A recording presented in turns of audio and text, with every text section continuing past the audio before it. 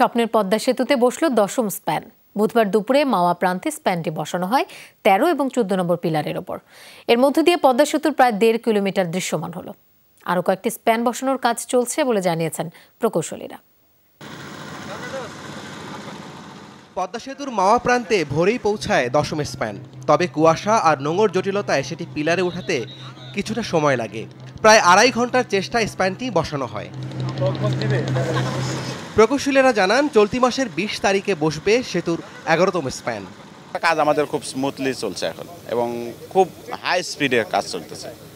আমরা চেষ্টা করছি যথাসময়ে খুব দ্রুততম সময়ে কাজটা হ্যান্ড ওভার করতে।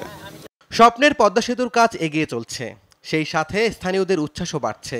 বিশাল কর্মযজ্ঞ দেখতে প্রতিদিনই এই এলাকায় ভিড় করেন অনেক মানুষ। দক্ষিণাঞ্চলের ডাউন এলাকা ব্রিজটা হতে আমাদের সুবিধা হবে। স্বপ্ন, অনেক দিনের স্বপ্ন। এটা দেখতেছি কাজটা খুব ভালো হইতেছে, আগে যাচ্ছে। মনে হয় খুব শিগগিরই পদ্মা সেতু দিয়ে বাড়িতে যেতে পারবো। আমার কাছে খুব ভালো লাগছে। তা আগামী বর্ষা আসার আগে যদি আরও কাজ দ্রুত গতিতে চলে তারা আরও ভালো হবে। জটিলতা কাটিয়ে এক এক করে স্প্যান বসানোর পাশাপাশি দক্ষিণাঞ্চল জুড়ে অর্থনৈতিক কর্মযজ্ঞও চলছে। পদ্মা সেতুর পিলারের সংখ্যা মোট 42টি। এরই মধ্যে 22টি পিলারের নির্মাণ কাজ শেষ হয়েছে। আগামী জুনের মধ্যে আরও 10টি পিলারের নির্মাণ কাজ শেষ হবে।